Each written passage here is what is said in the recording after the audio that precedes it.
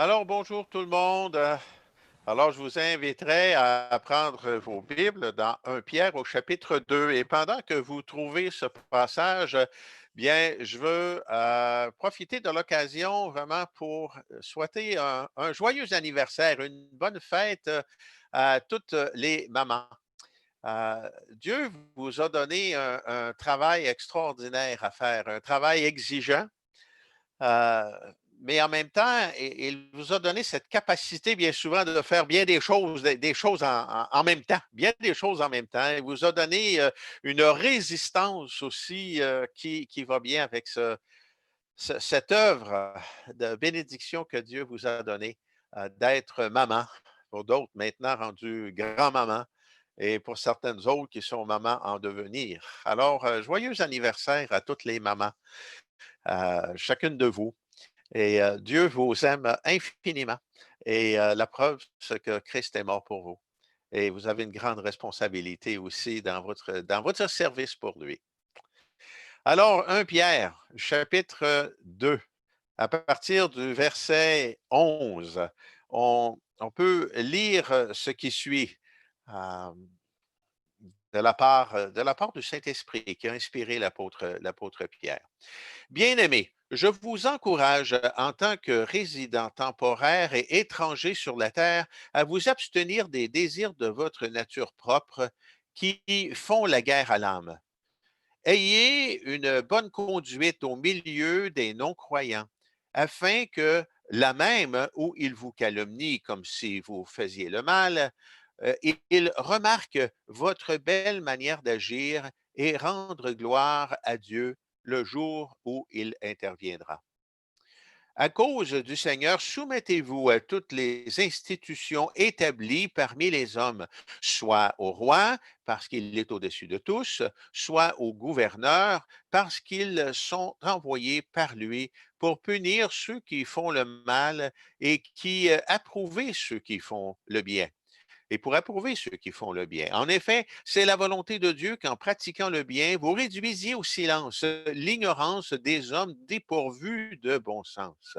Comportez-vous en homme libre, sans faire de la liberté un voile qui couvre la méchanceté, mais qui, agissant au contraire comme des serviteurs de Dieu, respectez chacun, aimez les frères et sœurs, craignez Dieu, honorez le roi. Prions. Seigneur notre Dieu, encore une fois, on a ce merveilleux privilège de pouvoir venir devant toi pour t'adorer, mais aussi pour recevoir de toi cette parole de sagesse que tu as mis par écrit dans les Écritures, en inspirant une quarantaine d'auteurs différents pour nous donner le message du salut, pour donner le message de la rédemption. Alors, Seigneur, on veut simplement te demander d'éclairer ce passage pour nous aujourd'hui et cache-moi derrière la croix et que l'Esprit de Dieu puisse filtrer chacune de mes paroles pour qu'elles atteignent de ta part les cœurs de chacun.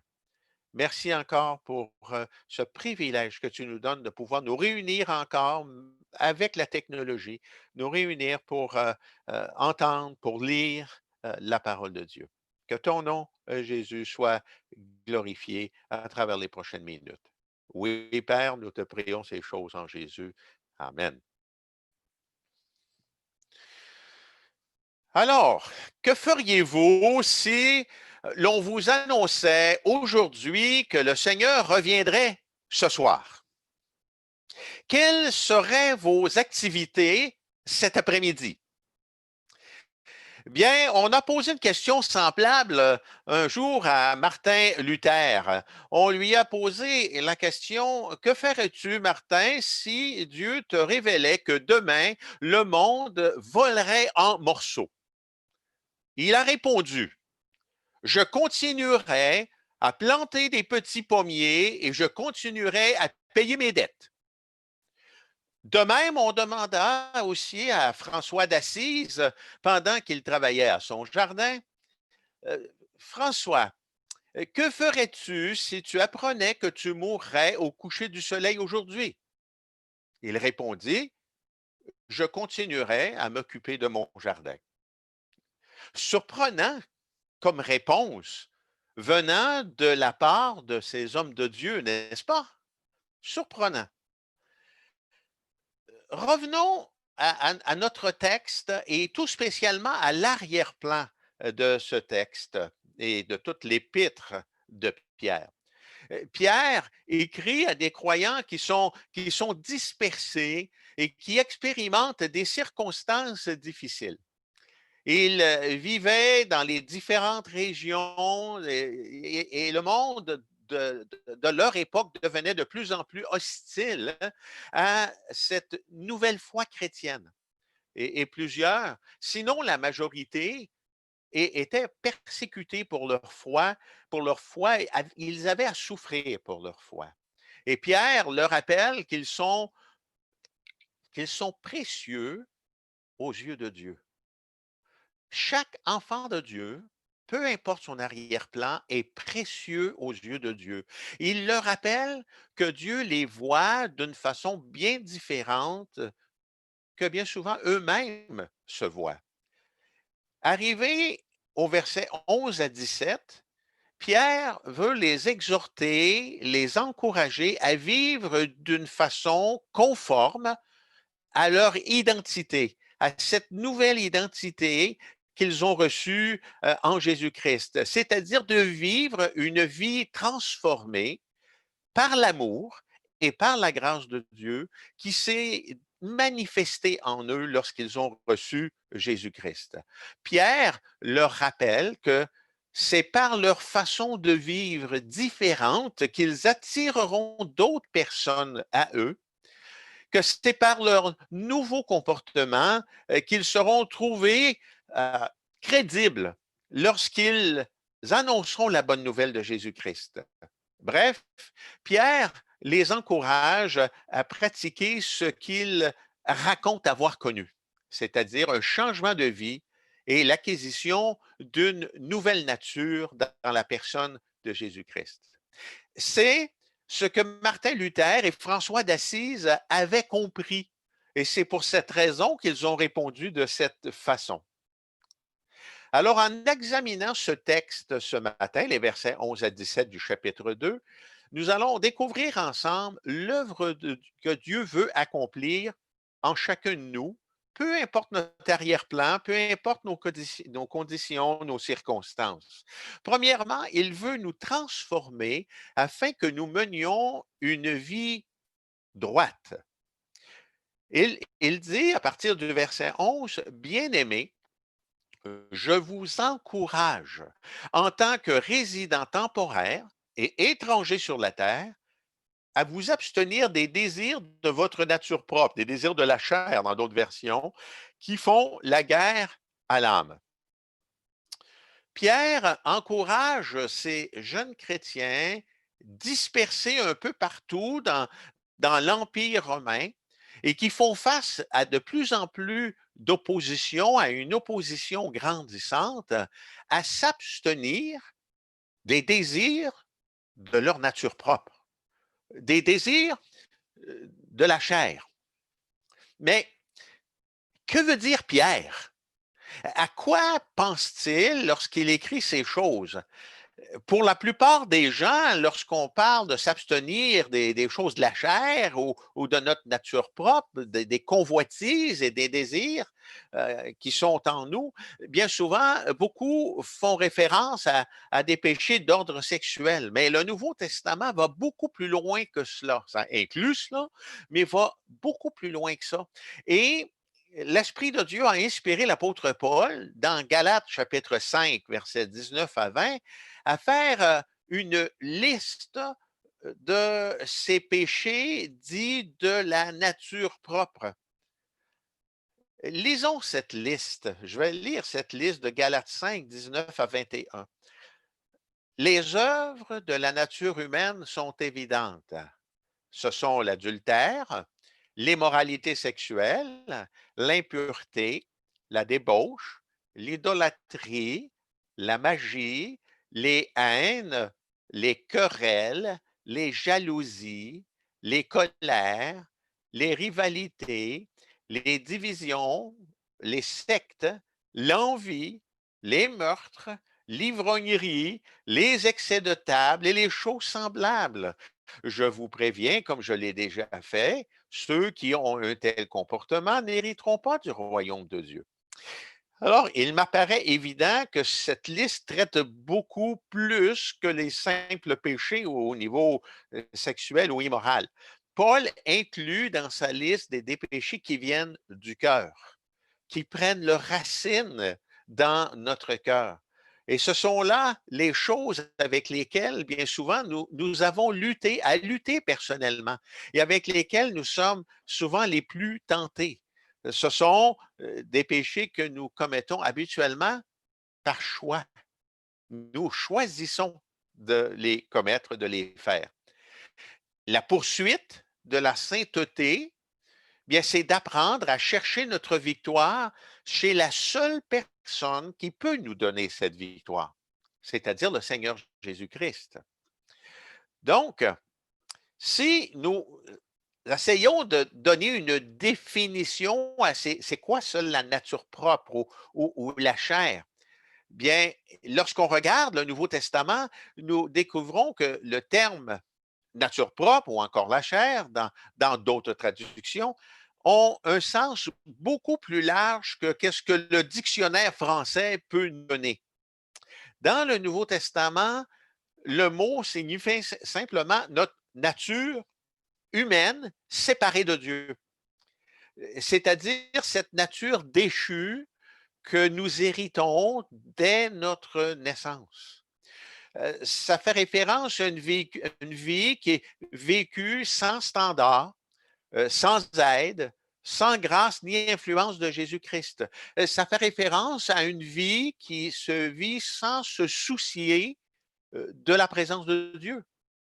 Donc, lorsque Pierre ou Paul nous parle des œuvres de notre nature propre, il parle au sens large de l'expression. Il inclut bien des choses. L'Esprit de Dieu nous parle de tout péché ayant les caractéristiques d'une nature qui est corrompue, qui est déchue et que nous héritons dès notre naissance. Ce sont tous ces péchés qu'un chrétien a à faire face dans la vie.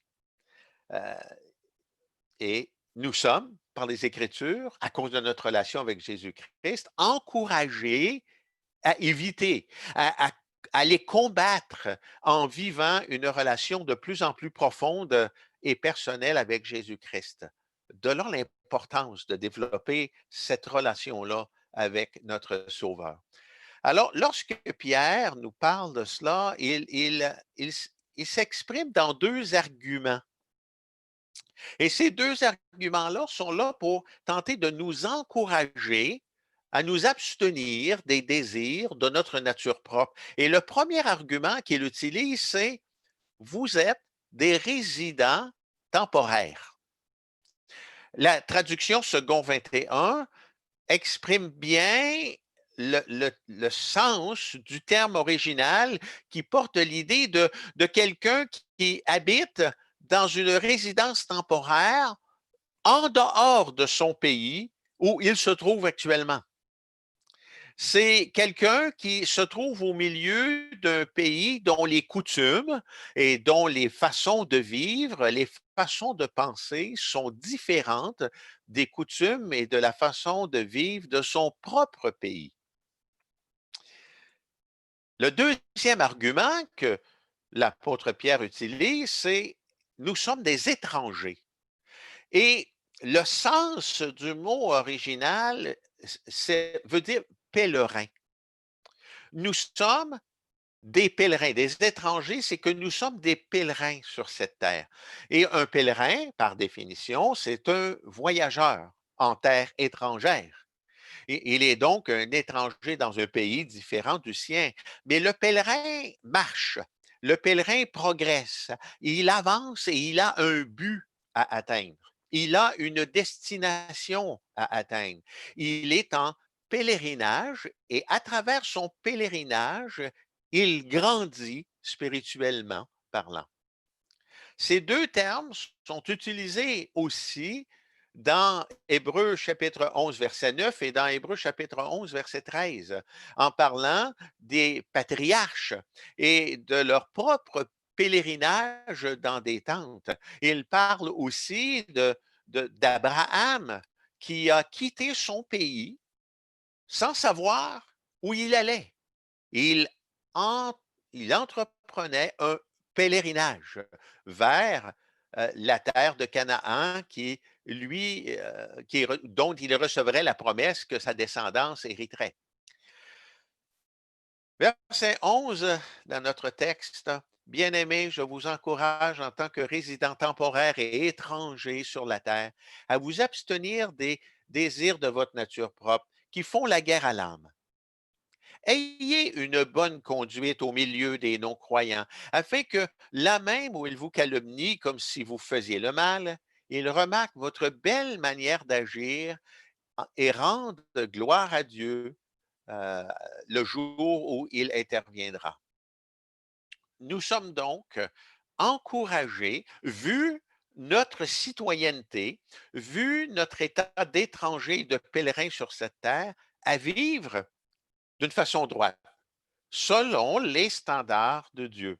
Nous avons comme premier devoir à nous abstenir des convoitises charnelles qui font la guerre à l'âme, tel que écrit dans la nouvelle édition Genève. Le Seigneur veut nous transformer. Premièrement, afin que nous vivions une vie droite. Et deuxièmement, le Seigneur veut nous transformer afin que nous vivions une vie droite en tant que citoyens dans le pays dans lequel il nous a placés. Versets 13 à 15 de notre texte. À cause du Seigneur, soumettez-vous à toutes les institutions établies par les hommes. Deux points. Soit au roi parce qu'il est au-dessus de tous, soit aux gouverneurs parce qu'ils sont envoyés par lui pour punir ceux qui font le mal et approuver ceux qui font le bien. En effet, c'est la volonté de Dieu qu'en pratiquant le bien, vous réduisiez au silence l'ignorance des hommes dépourvus de bon sens. Dans ces trois versets, Pierre jette un coup d'œil sur le témoignage du chrétien en tant que citoyen dans un pays où Dieu l'a placé. Citoyen dans lequel le croyant est appelé à vivre sa vie au quotidien dans cette nouvelle relation avec le Seigneur Jésus-Christ. Et je vous rappelle que le gouvernement romain n'était pas plus intègre que nos gouvernements contemporains. En plus, les croyants de l'époque de Pierre avaient à faire face à de plus en plus d'opposition et de persécution de la part de ce gouvernement, de la part des empereurs qui dirigeaient tout l'Empire romain et les différents pays qui la composaient.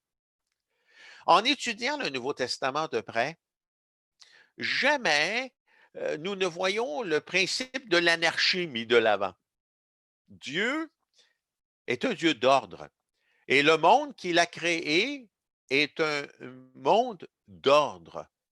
C'est pourquoi il a donné à l'homme une certaine capacité à gouverner, c'est-à-dire à établir des lois sociales afin que le monde dans lequel nous vivons puisse fonctionner d'une manière droite.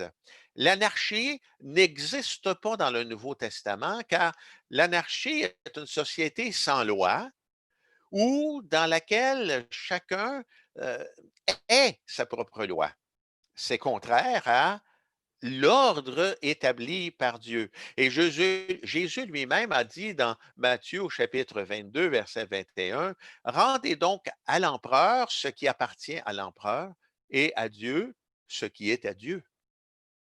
Paul a très bien compris ce principe dans Romains au chapitre 13, des versets 1 à 7. Il fait dans ce passage il fait dans ce passage tout un exposé sur les autorités gouvernementales mises en place par Dieu.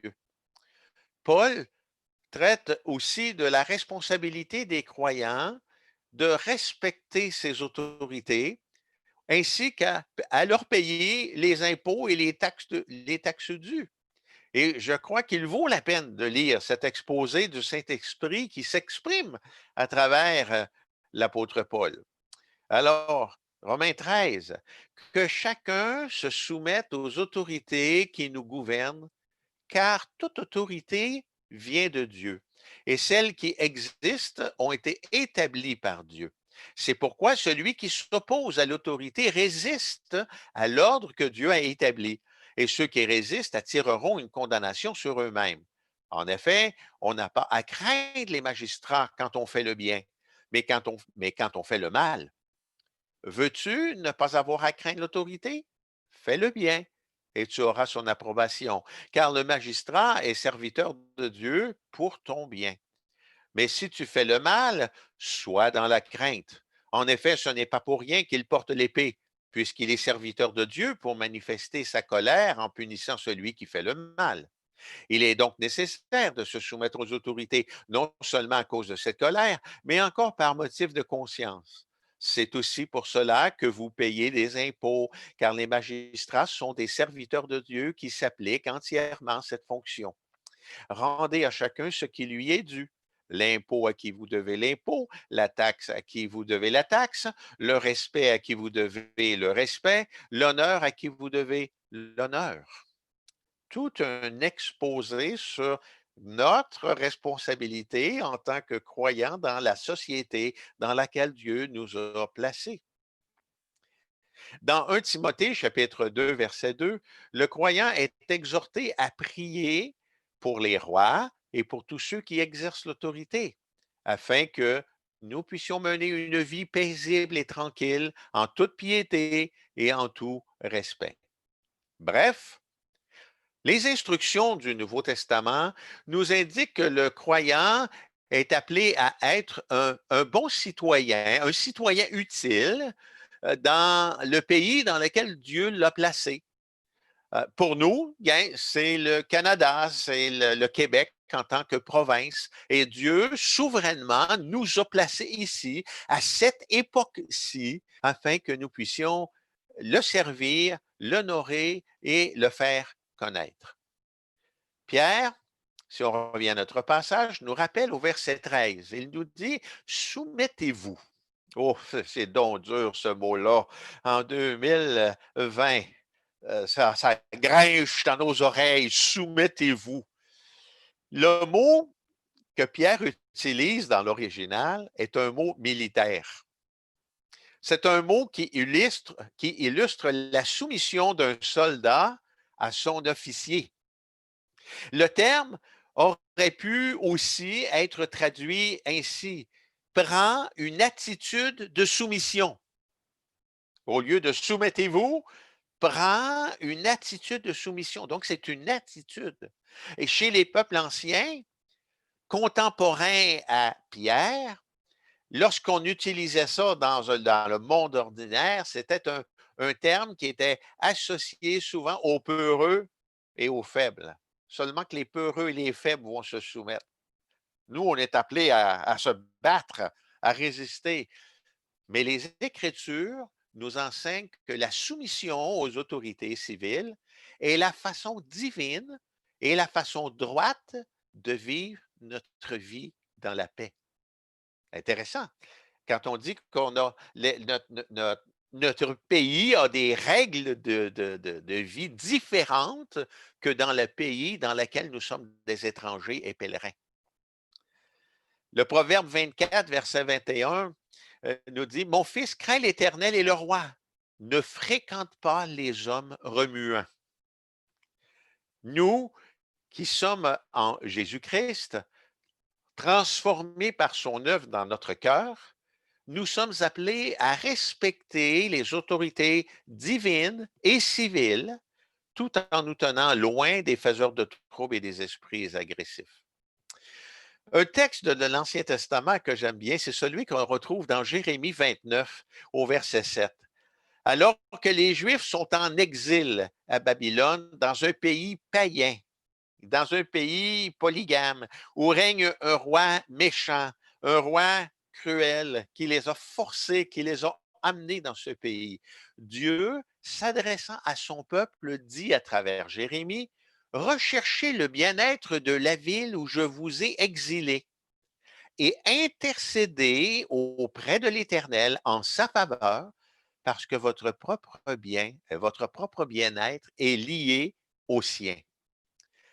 Vraiment, vraiment intéressant de voir.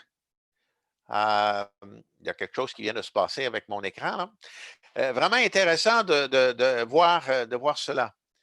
Dans Romains 13, qu'on a lu tantôt, les versets 1 et 2, dit que chacun se soumette aux autorités qui nous gouvernent, car toute autorité vient de Dieu et celles qui existent ont été établies par Dieu. C'est pourquoi celui qui s'oppose à l'autorité résiste à l'ordre que Dieu a établi, et ceux qui résistent attireront une condamnation sur eux-mêmes. Dans son processus de transformation de notre cœur, le Seigneur Jésus cherche à nous transformer afin que nous devenions des citoyens qui se soumettent aux autorités civiles, nous dit le verset 13.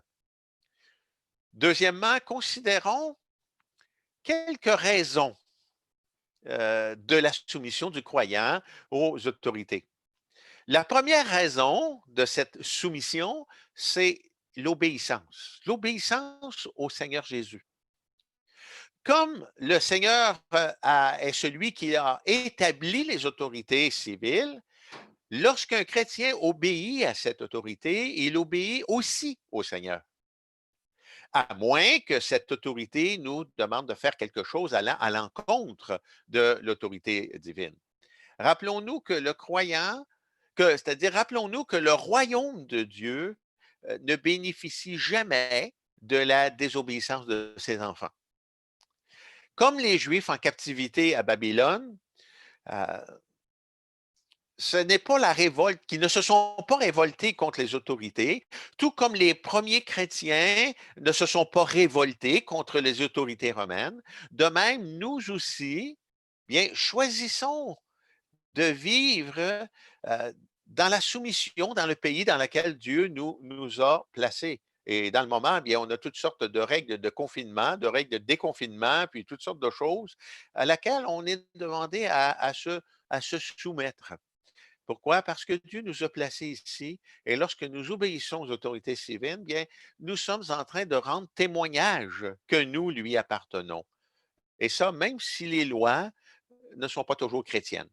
La deuxième raison de la soumission, c'est afin d'imiter mon Seigneur.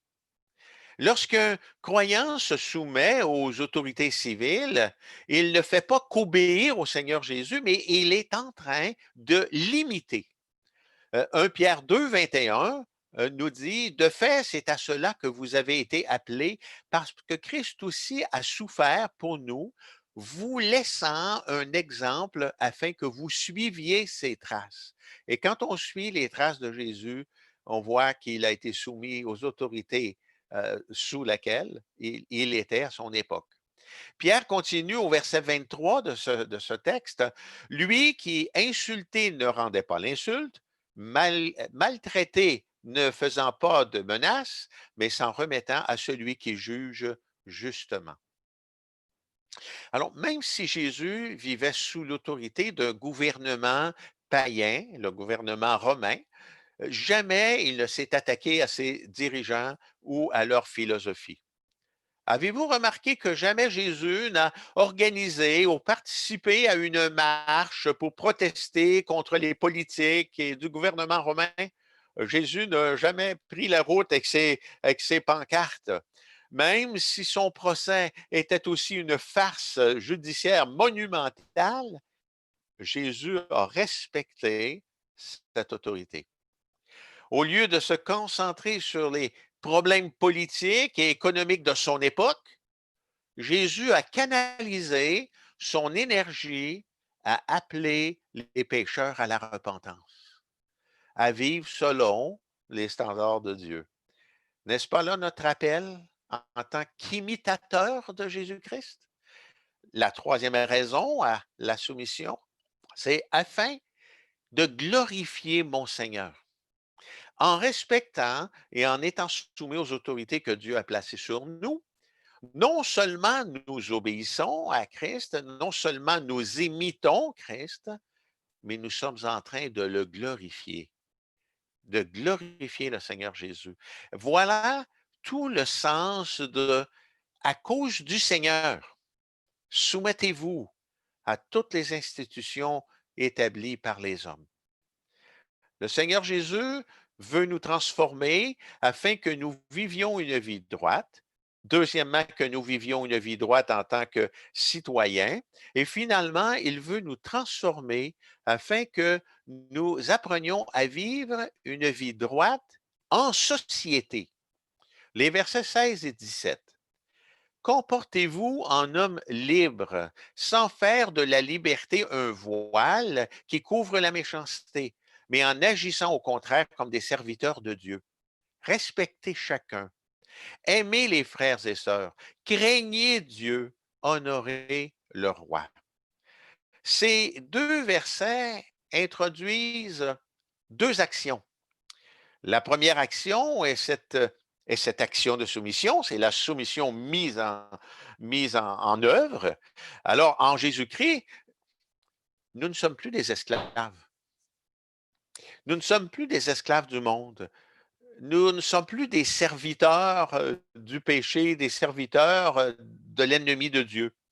Simplement parce que nous avons été rachetés par le sang précieux de Christ. Il ne serait donc pas très sage d'utiliser cette liberté comme un voile qui couvrirait la méchanceté de notre cœur et de nos actions, n'est-ce pas?